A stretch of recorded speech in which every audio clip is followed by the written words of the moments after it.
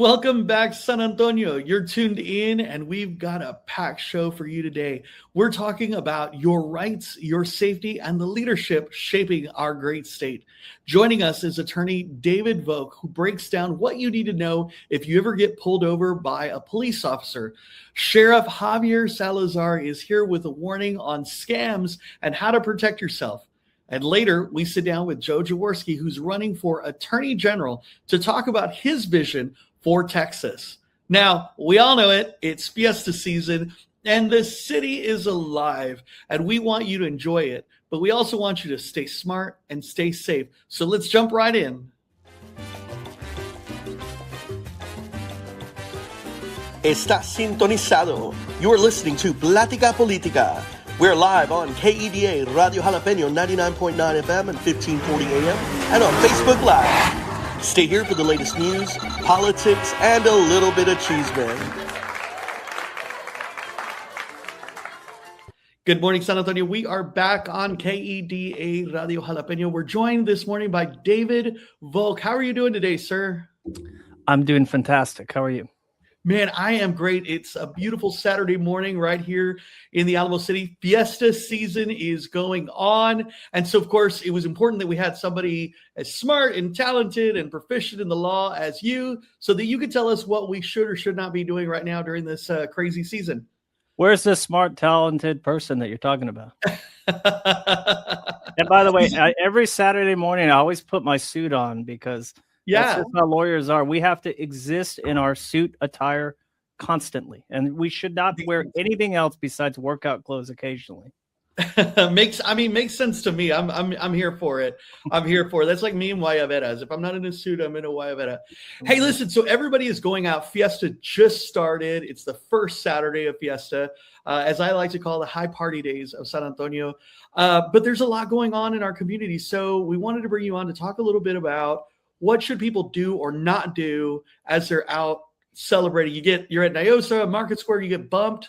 If I get bumped at Market Square, can I throw the first swing, or do I have to get swung at first? Oh, man. Well, I mean, de-escalation, they should have like sort of a community outreach program on how to de-escalate situations. But it only seems that this age of the internet has only taught young people just to further escalate things and hope that they can win their court cases out in the field. But court cases are won in courtrooms, not in the field. So, I mean, look, Robert, you and I, like, we grew up in a different time where we didn't see so many things prior to becoming a legal drinking age adult. And I think what's happened now is that people feel very secure in what rights they believe they have. Okay. And when they go to exercise those inappropriately, they're very surprised about how quickly reality hits them, right? Okay. So, yeah, if somebody bumps you at Fiesta, de-escalation is always the first thing you should be doing. But at the end of the day, the law does have ways that you can protect yourself, but those are always after the fact, after you've been arrested, after you've bonded out, hired the lawyer, spent the money, and then reviewed all of the evidence in court with your lawyer. And it's a year later. The payoff is not great to take the law in your own hands. So de-escalation is really good. Moderation is very good during Fiesta. Trying to outdrink the breathalyzer is not, good legal advice out there. And I mean, look, have a good time. Watch yourself, watch your property, keep your loved ones close, have an exit plan. Obviously, the roads are going to be full of people. The drinks are going to be flowing. The cops are going to be flowing too. It's really smart. What you're saying, I really like is de-escalate. Like, don't be afraid to walk away. Right. If somebody bumps you, you don't have to prove how big your man parts are or how big you are of a person. Right. It's okay to walk away. It's okay to de-escalate. So, it's always the smartest move, especially nowadays. You just never know if someone has a weapon on them or whatnot. So it's a smart answer to just walk away. And I like what you said about the fact that your case is won in the courtroom after the fact, not there, because many times people want to argue with the cops. They want to litigate and fight it out right then and there, but you're not going to get justice in that moment. No, here's the deal. If everything goes your way at a minimum, you're going to be horribly inconvenienced and embarrassed, right? So if you end up in a situation out in the field drinking, you mix in with a cop or other people, you're probably going to end up on social media, because if you're making a big scene, people are going to film it. You're going to look silly, right? You might even get arrested. And then your 10 a.m. or your midnight decision becomes your 8 a.m. regret. You know, if you're lucky, you're arrested at midnight and out by 8 a.m. You got to talk to your buddy Javier about that. We got to get our clients out of jail faster. Yeah, you know, he's coming on the show after you, so we'll talk to him about that, about those wait times at the jail. But for now, what do I do? Like if I'm at and because it's not just drinking out at Fiesta, but just generally speaking, if I get pulled over by a cop, the first thing people always ask is, why am I being stopped? Do I have to identify myself? So let me ask you that first question. If you get pulled over by a cop, do you have to identify yourself? True name, true form of ID, for sure. Okay. So that's the law. Yeah. I mean, there's if you go on YouTube, there's these First Amendment auditors that they get pulled over by the police, and they'll sort of dance around. Have you pulled me over with reasonable suspicion? Is this a community caretaking stop? Yeah. This is not a consensual stop. What am I being accused of? And let me just tell you, from a practical standpoint, the police, if they pull you over, you need to be polite, give them a true name and a true form of ID. Okay? That's it. Now, anything else from that, if they're asking you where you're coming from, where you're going to, what's your favorite place to drink, how much drink did you have, all that kind of stuff, you don't have to answer those questions. You have the right to remain silent. Use it. Like that. Did you see how I did it? Oh, I was like, you got real awkward there. I was like, okay, did the internet just break? What happened? No, this is how you have to be when the police pull you over. You just look at them. That's funny. Just sit there. Yeah, that makes sense. So and I have to tell you, for someone like me, who's I'm a talker. I talk for a living, right? It's hard to remain silent. It's hard not to prove your case, but in that moment, you're absolutely right. You have to remain silent. Well, it's so good to see you come out of your shell and go to the radio. But yeah, I mean, I've noticed people like you that generally have a lot of things to say, especially if they get nervous. It almost like the conversation gets faster and the tonality of their voice actually goes up. I've been told that I get a little pitchy. I get a little high pitched when I get excited. So that. And, people will watch their arrest videos back, with me in my office or at home or whatever. And they're like, oh, man, I sound so strange. Just because, I mean, it's just your body and your mind are not used to that kind of pressure. And so yeah. You said you have the right to remain silent, which you don't have to tell them where you've been. You don't have to tell them how much drinking you've done, or you just have to say, I'm going to remain silent and just shut up at that point. Absolutely. And that also includes the field sobriety tests. So the police use 3 tests just to make it basic. They use a test on your eyes. They do a walk the line test, and they do a stand on one leg test. They have different names. For the lawyers out there that are watching this, I'm so sorry I didn't use the NHTSA guideline. I'm trying to make it good for the radio. We're speaking right. And the deal is that those tests are considered non-testimonial, which is a fancy way of saying you don't have the right to have your rights read. The Miranda rights don't have to be read to you before the police ask you for those. And so people think, well, if I do these tests and I complete them, that means I pass them.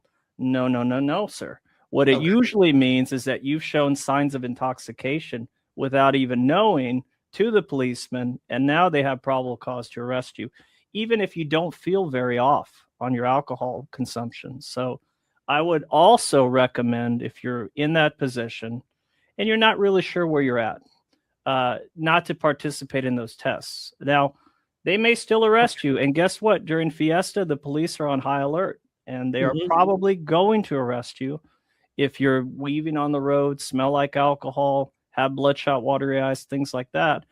But all you're doing by talking to them and taking the test is just giving them more and more stuff to help them do their job. Sure. So if an officer says, I'm going to get off the car, we're going to do a field sobriety test, what do you do at that point? What do you have the ability to say or do at that point? Do you remember what I did before, where you just look quiet. at them? Now, that the awkwardness of that can take over the investigation. So you can say, I politely decline those. I'd love to have my lawyer present when I do them. Yeah. And the policeman's going to go, you can't have your lawyer out here. What are you talking about? And then what you'll do is say, look, I politely decline those tests. And at that point, go ahead. I'm saying the word decline is just so much better to the ear than I refuse. Yeah, it's a little more polite and it's less combative, and it doesn't look as crazy on the videos, right, that are played later on in front of the courtroom. Because at the end of the day, those videos are going to be playing. So you can decline that. What is the officer going to tell me at that point? If I say I'm not going to take the test, he's going to say, well, then I'm going to arrest you or take you down to the station. Yeah, I mean, I've seen different things over the years. So the cases that I review are ones where the policeman made the arrest decision, right? Okay. There have been some times in my career, family members and whatnot, friends that have been released from the police at that point. Very rarely, I don't hear much about that, but the policeman can make a decision that, hey, I don't see the signs of intoxication here. I'm going to go ahead and release you. Great. I never meet those people. Yeah. Most of the time, what the police will do is they'll be a little bit stunned that you exercised your right to decline.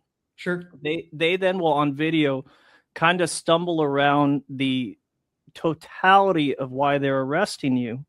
And then they'll place you under arrest and ask you for a specimen of your breath and inform you that if you do not give a specimen of your breath, which means blow in the machine, that they're going to take your blood. I need sound effects. Dun, dun, dun. You got to get them. I'll do them for you. Yeah, there you go. Yeah. So that's the deal there is if you don't give them the evidence that they want, they'll find out ways to get different kinds of evidence, but that's out of your control.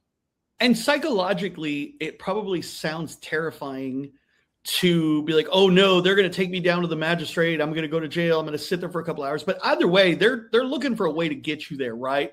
So the idea is then make them do the work, right? And, make them do the work, make them get the warrant and all that other good stuff so that your body has time to do whatever it's going to do. And then they have to prove their case at that point.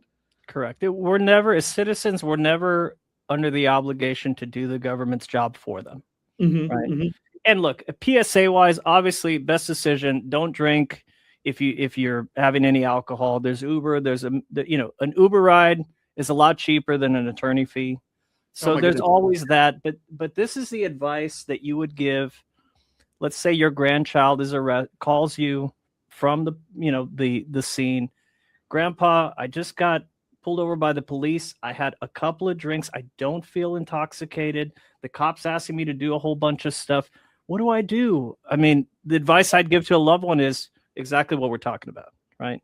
Yeah. Now, when they got home safely, I then would, take a newspaper out and whack them for putting themselves in that situation. But again, why would you want to make your individual situation worse than it already is by giving the government the tools to convict you? Sure. So. No, and it makes perfect sense. In that moment, that officer has complete discretion, right? And they have the ability to do whatever they feel is necessary in that moment.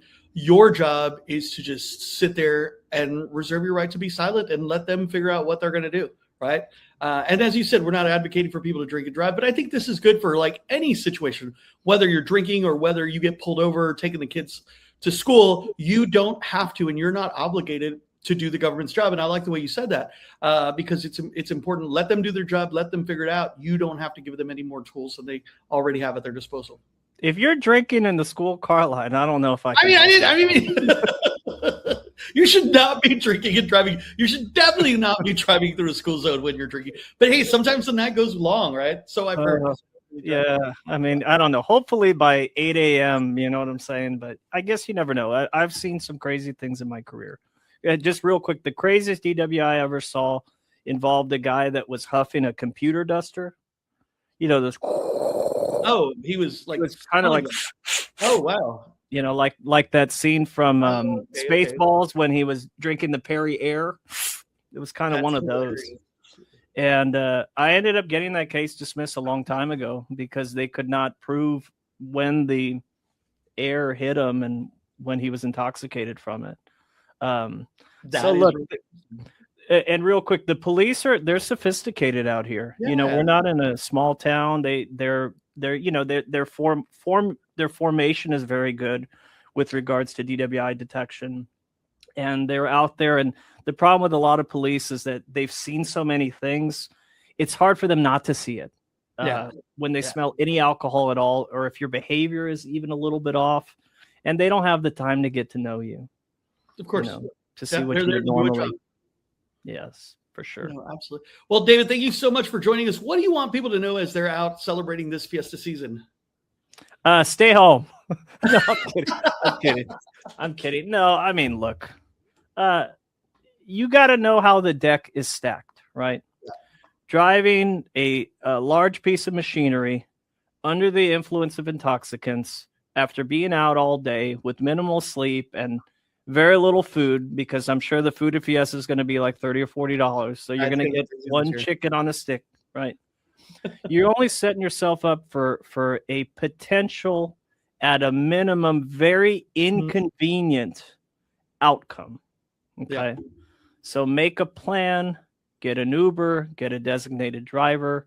My partner told me a story once on New Year's Eve. He had an Uber ride that was $350 to get home. That's crazy. And what he said, he's like, you know what? It was well worth it because I don't even remember what the ride was like. Right. Oh my Lord. Wow. So, it's a crazy time.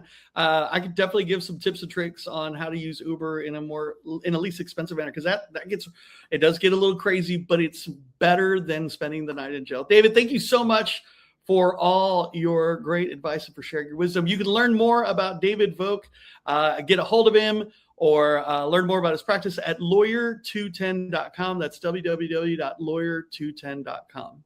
Wait a minute, I have hundreds of things to say. I want to say more. You want to say more? We'll have you on a different day because you've said all you're going to say here, sir. Thank you. All right, man. Appreciate it. Have a good one, sir. Appreciate you. You as well. We're going to take a quick break. We'll be right back. Estás escuchando Plática Política. Quédate con nosotros para enterarte de las últimas noticias, análisis políticos y un poco de chisme. Aquí en Queda Radio Jalapeño. Así es. Escúchanos en directo, síguenos en las redes sociales o sintoniza donde quiera que escuches tus podcasts favoritos.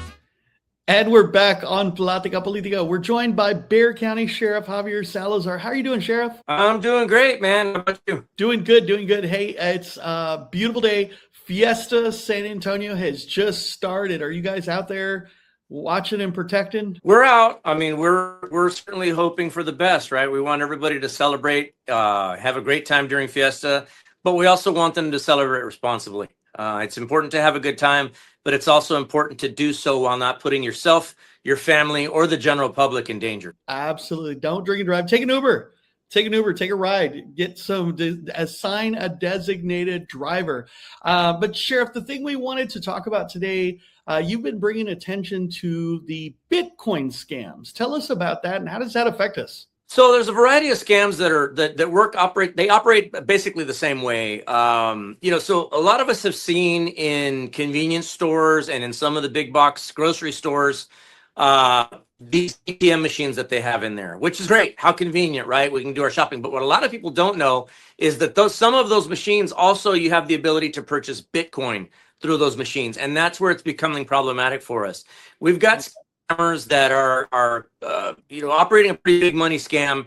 They're calling people at this point. Some of these people are random victims. Some of them are families of those that have been incarcerated here in the Bexar County Jail. But what's going on is this. The scammers are calling you. They're posing as members of the Bexar County Sheriff's Office, and they're either telling people one of two things. You have missed jury duty and you've got a warrant for your arrest, and the only way out of it is to pay money into one of these machines, or your family member has been arrested, which in a lot of these cases, that's true. These people's family member has been arrested. your family member has been arrested, and to get them out on an ankle monitor, you're going to have to go to one of these machines and deposit money to pay their fine or whatever it may be, and then we'll get them out on ankle monitor. Now, both of these things are problematic in that we have seen people losing a lot of money in these scams. And when I say a lot of money, in some of these cases, people have lost upwards of $25,000 in one incident. That's crazy. And so I know I've gotten calls, it's no secret that I work for you on your campaign side. So I've gotten calls, people who are really educated, people, chiefs of staff, elected officials are getting calls. Mm-hmm. They're not calling any specific person. They're just calling as many people as they can. They're calling everybody and everybody. I've gotten calls from people in the business community, well-known, wealthy people in the business community, and they're not getting targeted because they're wealthy. It's just that they're calling everybody out there, and obviously some of these folks have my personal number, and so they're able to call me and tell me. But unfortunately, a lot of people are also falling for it. These scammers are extremely persuasive. They're extremely convincing. They are able to utilize technology. For example, is sometimes they'll actually call and they'll spoof a number, and they'll make it are legit calling from the Bexar County Sheriff's Office. In fact, number and name will come up on the caller ID, when in reality you're not talking to a member of the Sheriff's Office. You're talking to a scammer. They'll use the names of real members of the Bexar County Sheriff's Office. In some instances, they even text messaged the victim with very official looking arrest warrant type documents with the victim's name on them. And so they're good at panicking people and getting them to do anything and everything to avoid going to jail for what they think are these legit criminal charges. And the reality is, Sheriff, you guys are never going to call anyone to tell them they've got to make a payment over the phone or over a machine, right? Correct. That is not how we do business. So for starters, if you ever had a warrant for your arrest, we're not going to call you and tell you have a warrant. We're going to show up and arrest you. So that's a non-starter right there. If you get a call from anybody saying, hey, you have a warrant, you should feel free to hang up on that person immediately. If you want to call the real Bexar County Sheriff's Office at that point, you certainly can. Our number is 210-335-6000, but never call the number on the caller ID. So we're never going to call you to have a warrant. Secondly, we're never going to call you and try to conduct any sort of business, paying a fine, paying a bail bond, paying anything. We're never going to call you and ask you for money. We're never going to call you and ask you to give us a credit card number or identifying information. We're certainly never going to ask you to go to a store and deposit money into some machine to pay a fine. We just simply don't do business that way. So again, and I don't know of any law enforcement agencies in the area that do that. So again, if you're getting a call from somebody saying they're from ABC law enforcement agency and you can pay a fine or pay anything by phone, we don't do that. Okay, so it's important if anybody calls and says that they're calling about a warrant or they're calling because they're potentially going to arrest you and you need to pay money, it's important that you do not fall for it. And Sheriff, it's a problem. Tell us about the work that you're doing. You've recently partnered with San Antonio Police Department, which isn't something we see very often, right? We don't often see the two agencies working together. So it's good to see you all working together. Tell us about what you're doing there. So a while back, I was at a sheriff's conference in Washington, D.C., and I was talking to the other sheriffs, the major county sheriffs from other parts of the country, sharing what my issue was here that we were seeing. And one of a sheriff from Douglas County, Nebraska, Sheriff Hansen from Douglas County, Nebraska, so in essence, Omaha, Nebraska, said, hey, we had the same thing going on. We worked with our city council. We passed the city ordinance to mandate signage on these machines. And then we also worked with our state legislature in Nebraska to pass state law. So what I did was I got all that information. I came here and hit the ground running. I got with the San Antonio City Council, and we're in the process of working on a city ordinance to address just that. We're looking at put signage on some of these machines or on all these machines within the city limits, and very prominent, very loud language signage that is letting people know, hey, before you use this machine, there's a scam going around and here's what it's all about. And so we're hoping that that'll help curtail some of this activity. But additionally, we're in the process of drafting up a draft bill that we're then going to get some of the folks from our state legislature, our Bexar County delegation, to help us work on a state law that's a little bit different, but also addresses the same thing, these Bitcoin scams. That's awesome. It's important that you guys work together. Sheriff, if people want you to come and talk to them about what's going on, are you available, or is someone from your team available to come out and do like trainings or whatnot? Sure, they can email my SCORE unit. That's our community policing unit. The email address is score@bear.org. So SCORE@BEXAR.org. Awesome. Well, thank you, Sheriff, for coming on. Hey, what do you want folks to know before you head out? Before you head out, plan ahead as far as drinking and driving, or avoiding drinking and driving. You designate that driver early on, and the reason that I say do it before you leave the house is because it's real easy to say, oh, we'll think about that later, and then once you start drinking, you start partying. Before long, everybody in the group has had something to drink. And look, we all know that judgment is the first thing that's impaired when you started drinking. And so the best bet is to designate that driver ahead of time, because remember, the designated driver should be the person that hasn't had anything to drink. It doesn't mean the person who's had the least to drink out of the group. That's not what we want to be doing. We want to ensure that it's somebody that hasn't had anything to drink, and it's better to make those arrangements before you go out while everybody's still sober and ready and able to make those plans. All right, Sheriff Salazar, thank you so much for joining us. Y'all have a safe fiesta. We're going to keep the party going, so stay tuned with us. We'll be right back. Looking for a career that makes a difference? The City of San Antonio is hiring. Careers at the City of San Antonio play a vital role in our community. Our jobs help keep our city working for families in our community. Working with the city is more than a job. It's a purpose. We have a job for you. For a list of career opportunities, visit sa.gov/careers. We are back on this gorgeous Saturday morning in San Antonio. Joining us this morning is Joe Jaworski. He's running for Attorney General right here in Texas. He's in the runoff election, facing off to become the Democratic nominee. How are you doing today, sir?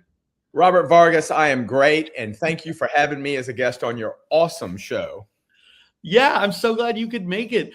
We've been talking public safety. We had an attorney talking about what to do if you get caught up during fiesta, how not to get into a fist fight in the middle of Market Square, right?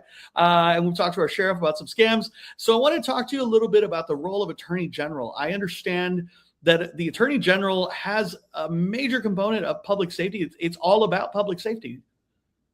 Yes, and it's often criticized when candidates run on crime because they say the Attorney General is a civil force for appearing in court. But the fact is there is a criminal division within the office of Texas Attorney General, and the Attorney General has amazing resources with 4,200 employees that can help local district attorneys, county attorneys, and police forces, and even the Department of Public Safety with their investigation of crime, which, as you know, is a big problem in Texas.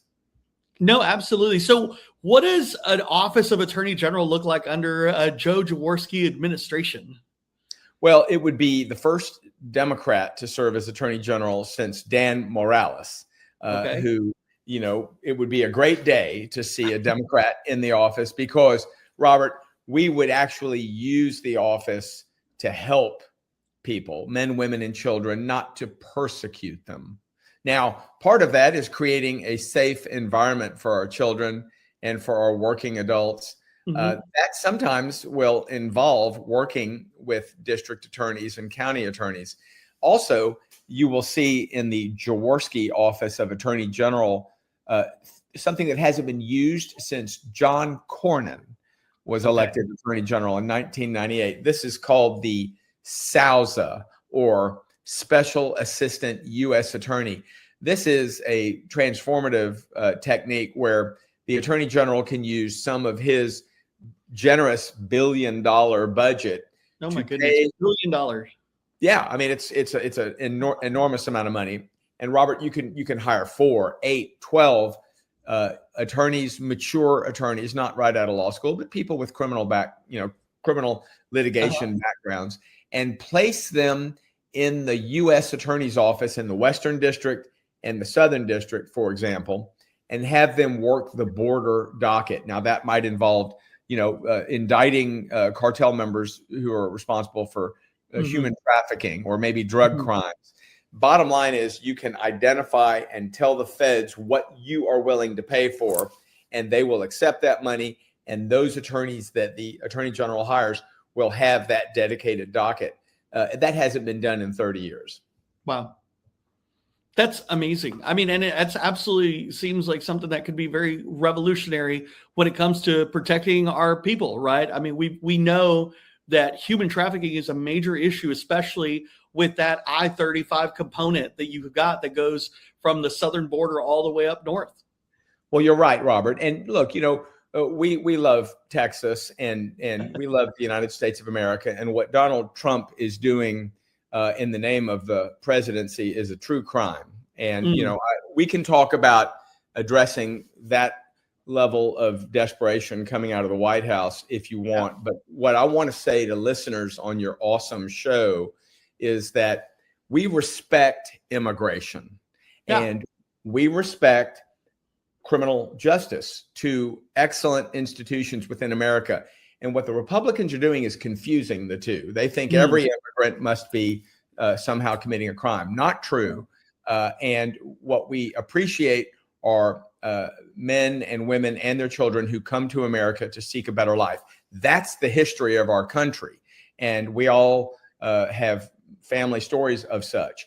But if anyone commits a crime, then we have what's called due process, whether you're a native or an immigrant. And we want people to feel welcome to America. It's part of our history. And so what I would say is, instead of this performative politics that we get out of Greg Abbott and Donald Trump and everybody else supporting the Texas Republican Party, a Democrat in the Attorney General's office will actually do something about the horrible people committing crimes, and then we will welcome everybody else. Well, there is a big difference. And I think as a, even as a Latino whose family, down the line, while I may be fourth generation Texas, I had family that came over here at some point, right? And we've got a lot of our listeners who are from all over South Texas whose family came here seeking a better life, right? I would say the majority of folks, especially Latinos that are coming because they want to build a life and a career, and they want to be able to take care of their families, not commit crimes. So there is a difference between someone who's migrating or immigrating for the purpose of building a better life and the person that's the cartel member, the person that's trying to traffic humans or bring drugs and those types of things. It's a major difference. And so I appreciate hearing you say that you want to treat those as two very different things. Let me change gears a little bit and ask you, while we're talking about this reformative type of politics, what are your thoughts as far as criminal justice reform, bail bond reform, those types of things? Right. Well, we have a criminal justice system that ought to move more toward restoring people's rights if they commit a crime, or as some would say, if you're wealthy. They just made a mistake. Now, if you have the money to hire a defense lawyer, it's a mistake that will not be repeated. If you do not live on that side of the economic divide, then you may be facing real prison time, a record that will haunt you for the rest of your life. So there has to be a way in our brilliant culture for us to be able to tell the difference between people that have made a mistake and can pay their dues, such as it were, who don't belong in a prison, much less a private prison where people paid enormous amounts of money to build these private prisons throughout the state. So what I would say is I am proud to stand with district attorneys like Sean Tier here in Harris County, and your new district attorney, who I'm sure will be elected in a runoff. Am I right? Or, in the November election, where there are new techniques of rehabilitating people and not just sticking them in prison where they'll never be able to get out. And also the question of bail. I practice law every day, Robert, and I have for 36 years. And I've had a lot of opportunity to appear in federal court. And I admire the federal criminal justice system, which has a pre-sentencing report, and it invests in the judge the decision of conditions of release prior to trial. Here in Texas, we have this bail situation where it's really like, you got any money? Because if you don't, you're staying in the pen. And, that does not allow for a whole lot of discretion. So I would like to see some reform in that regard, maybe morphing toward the federal example. All right, we're going to take a quick break on that note. You've given us some really great information. We're going to take a quick break, and then we're going to continue this conversation because I feel like there's a lot more that we could talk about in this race for Attorney General. So we'll be right back. Stay with us. We are back on Plática Política. We're continuing the conversation with Joe Jaworski, who's running for Attorney General in the Democratic primary runoff election, which is going to be coming up here in just a few weeks. It's going to be starting in May. And so we're going to want everyone to go out and vote. Joe, thank you so much for sticking with us. I hope we haven't scared you away yet. No way, Robert. I'm having a great time. You're doing a great job. Thank you. You are doing a great job out on the campaign trail. You're campaigning all across 254 counties. You got to get everybody in this great state to vote for you. How's that race been for you? Well, it's been, I call it Know Your State. It is one of the great joys of travel and getting to all points in Texas. I keep a list of every city I've been to. And, we've been to some great places, the big cities you'd expect. Houston, Austin, San Antonio, Dallas, El Paso, but also Gun Barrel City. Okay. Gun Barrel. Yeah. Tyler, Texas, Eagle Pass. One of the most beautiful sunsets driving from San Antonio to Eagle Pass. And I had to stop and take pictures of it. Good food, good people, and a real sense that change is in the air, Robert. I don't care what part of the state you're in, north, south, east, or west. And so I don't know that anyone will ever meet the Beto O'Rourke level of visits, but sure. I do know which side of the equation I'm on. I support the idea that if you're asking to have people trust you to be their attorney general, well, then you better get all around the state. And so we've done that, and I'm proud of my campaign. It's lean and mean, Robert, but we do get around the state. And for example, we're going to Tom Green County in early May. That's San Angelo, Texas, and statewide candidates need to make that effort. As in my work as president of Stonewall, I get to travel all across the state as well. And it's always fun to find these like little nooks and crannies. If you have not done so, every single weekend, you need to go and find a different city and just go have lunch and meet people. Isn't it great? Amazing people, amazing food. Well, my secret weakness is the chicken fried steak. And, I'll go hunting for that stuff. And, I love the idea of combining travel with eating and having stories to tell about it. I'm not a big fan of the chain restaurants, although, thank God for them. They offer a lot of work and there's places to eat. But if you can find a local mom and pop diner, then you got my heart right there. One of my favorite stories, I won't go down deep into that story, but one of my favorite places, it's just so picturesque, was Jeff Davis counties. Of all places, I fell in love with Jeff Davis County. I would never guess that this little Mexican from the west side of San Antonio would fall in love with such a cute little town. So if you haven't done so, go out there. Let me ask you, Joe, what is it that you're hearing from the people? They're wanting change, they're craving change. What are you hearing out in the field? They're done with phonies, and what they want is someone who will actually do what they say. And when it comes to the office of Attorney General, they want a lawyer for the people, not the wealthy, not the corporations, and not someone who's just going to treat the office of Attorney General as another political ladder destination. And so what I'm hearing is some real desperation. I hear a lot, as I should, about child support and how, poorly it is administered. Of course, there's money being collected and dispersed, but is it being dispersed on time? Is it routinely regular? Just like your electrical bill is every 30 days, the water bill is every 30 days, your apartment rent is every 30 days. Is your child support being delivered on time every 30 days? I'm telling you, Robert, we're a real smart civilization, Americans, and we at the Attorney General's office need to be able to deliver first-class service when it comes to child support. And that, I think, would be the one topic I hear the most of as a candidate.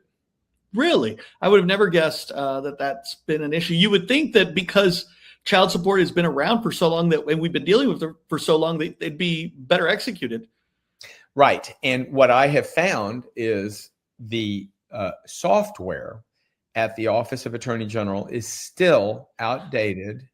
It's because Ken Paxton makes it a priority to act like he's the Texas politics version of the Spanish Inquisition. Mm-hmm. Robert, I mean, yep. he would rather dedicate dollars to hiring staff members to persecute the parents of a trans child. I mean, that's his priority, and the Republicans let him do it. So they are complicit. If people wanted to, they could impeach him again, but we all know what's going to happen. Again. And yes, again, child support is being collected and dispersed. It's just not being done efficiently. It's like going to take a shower and the hot water won't turn on. Like there's water, but it's just not working right. It's not working. Well, and at the end of the day, our parents are relying on that. We've got moms and dads that are receiving child support because they need it. They're not doing it just because they want an extra paycheck. And, I would say, to any listener who's not completely aware, the Office of Attorney General is the sole agency in Texas to handle child support collections and enforcement. And that was a decision made in the 1970s. I'll tell you, there are 4,200 or thereabouts employees in the Office of Attorney General, by far the largest employed agency in Texas. And over half of those are child support connected. That's amazing. I would have never guessed. What other things is the Attorney General's office in charge of? Right. And I'd say, number one, it would be defending lawsuits brought against the state and prosecuting lawsuits. But let me tell you something. That's a great question, because who is the client, right? It's not the governor. It's not the lieutenant governor. It's not the legislature. The client is all 32 million of us. That's why the Attorney General is its own constitutional executive, identified separately from the governor. Back when the Constitution was written in the 1876 timeframe, the Texans of that time did not want centralized power in the office of the governor. They wanted several executives dispersed. So that's why you have governor, attorney general, land commissioner, comptroller, etc. And so the attorney general is the lawyer for the people. And I would tell you that it's been a damn long time, Robert, since an attorney general said, what do the people want? And so you'd see under Joe Jaworski lawsuits, for example, against insurance companies and the insurance industry for not following, for example, the Mental Health Parity Act. This is a federal law that is just as enforceable as any other law you can identify. And like, if your daughters are having mental health crises like so many young women do, or your sons, and you try and use your insurance to get them mental health care, you often are met with a, sorry, that doesn't respond. And so why are the carriers not following the law? The Texas Attorney General ought to make sure they do. That's just one example. I could also tell you other things. The Attorney General is responsible for approving public securities or bonds when the county, the school district, the city issue bonds to repair streets, build a new high school. They often use bonded debt. They sell bonds. Well, the Attorney General has to approve that before they ever get sold on Wall Street. That's another one. And then finally, how about this, Robert? The Public Information Act, the Texas Public Information Act. Oh, that's a big one. We've been seeing a lot about that on Facebook. Meetings and records, two related but different concepts. And so the Attorney General is the sort of decision maker, the court of last resort when a city wants to hide documents from the citizens. The Attorney General rules on whether it's a good exception or not. And what I've told people, just not to campaign too much, but to just say this, I've told people I will always follow the spirit of the sunshine laws, which is what they called them after Watergate, where we want people to have ownership of their government, and we want to see what the documents are. So unless it's an absolute, like on all fours, as they say, exception, then it's going to have to be released to the public. Well, there you go. That's awesome. Well, Joe, thank you so much for joining us and shedding light on this really important office that most people don't even know exists or what it does. I know I had no idea that the Attorney General was in charge of, child support and those types of things. It's really interesting. What do you want people to know before you head out? Well, I think that I want to be a different kind of Attorney General. I'm not going to do the same old. And so, if you're looking for same old, there are other candidates. But I get the feeling that there is deep desire for change.